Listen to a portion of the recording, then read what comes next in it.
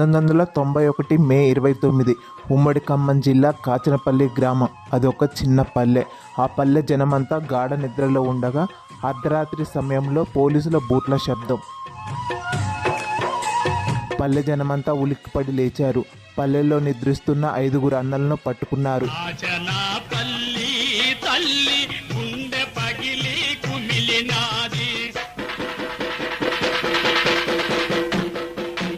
కోటన్న, పరశురాములు, సీతారాములు, సుసేన, చింతా లక్ష్మక్క ఉన్నారు.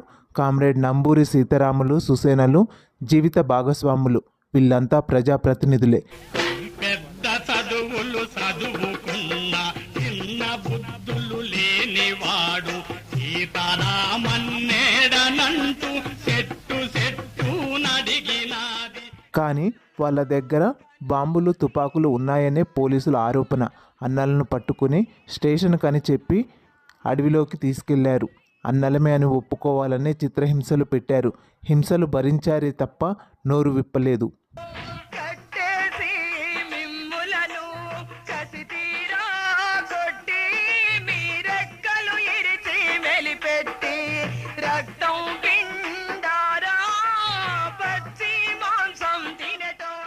రక్తం రుచి మరిగిన రాజ్యం అన్నలను చేతులను వెనక్కి విరిచింది.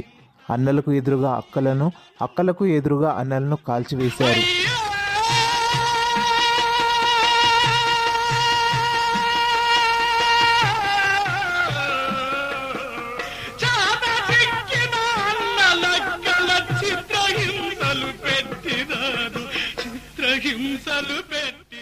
కామ్రేడ్ సీతారాములు రైతు కూలీ సంఘంలో చురుకైన నాయకులు. కామ్రేడ్ సుసేన కుమారి POW జిల్లా నాయకురాలు. పశ్చిమ గోదావరి జిల్లా పులిరామునిగూడెం గ్రామంలో రైతు బిడ్డ. ఇద్దరు పూర్తికాలం కార్యకర్తలే. PDSలో చురుకుగా పనిచేశారు.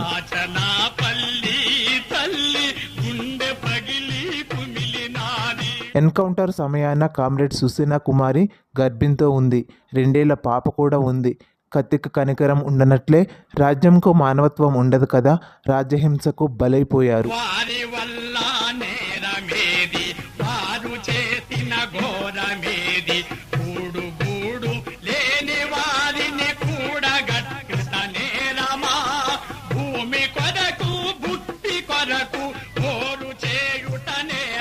జోహార్ కామ్రేడ్ సీతారాములు, సుసేన కుమారి.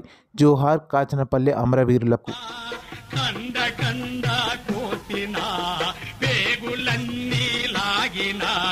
శత్రువులకు లొంగలేదు, ఉద్యమాన్ని మరవలేదు, ఎత్తిన జెండదలలేదు, దండి గుండెలు తారలేదు.